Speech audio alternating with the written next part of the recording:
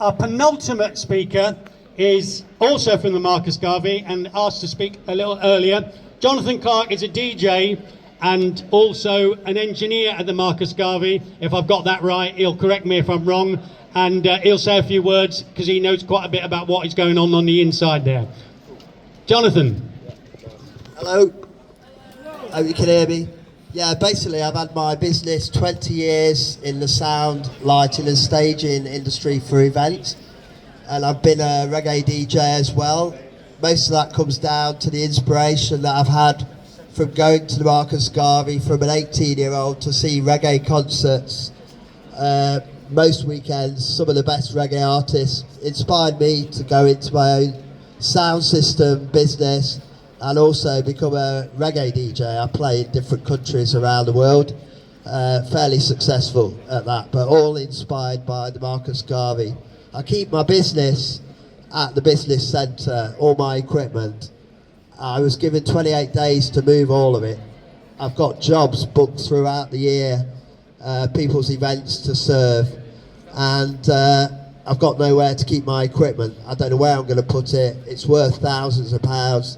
I need to be able to get to it to run my business, and I also need to have the right kind of unit to move into. The City Council's offered us no help whatsoever with finding new premises. So basically I've got to move a 20-year-old business with about 20 tons worth of sound and lighting equipment into a space that's suitable for my business.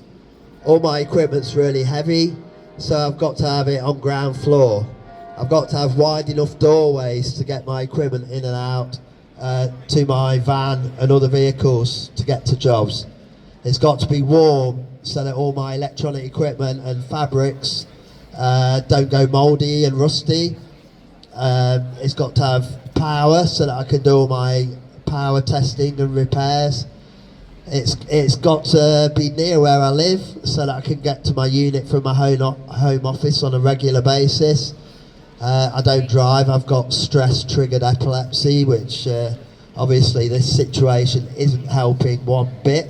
I'm actually taking extra medication just to make sure that I don't have seizures because of this.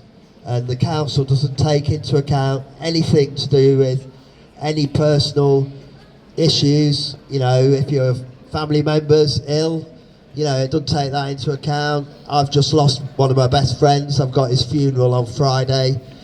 They don't take any of this kind of personal stuff, health issues into account. They're being absolutely draconian, ruthless and totally unreasonable.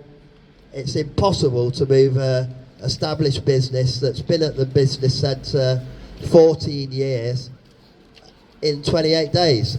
I mean, the difficulty in finding the right premise, you know, it's got to be pre-prepared, ready to move into to cause the minimum disruption in your business, which you have to do as well as fighting this nonsense from the City Council. I mean, the amount of pressure it's putting on everybody who's at the business centre is, you know, you can't even measure it. Suddenly, for running a successful business to fall into pieces because your business and life and your future, you know, retirement plans, whatever, they're all falling into a big hole. So, yeah, we've got to save the business centre, we've got to save the Marcus Garvey. Both are an essential part of my life, and I don't know what the hell I'm going to do without them. So, that's all I can say, really. Keep fighting. Thanks, Jonathan, and everyone here hopes you continue to work at the Marcus Garvey, providing the services that people need.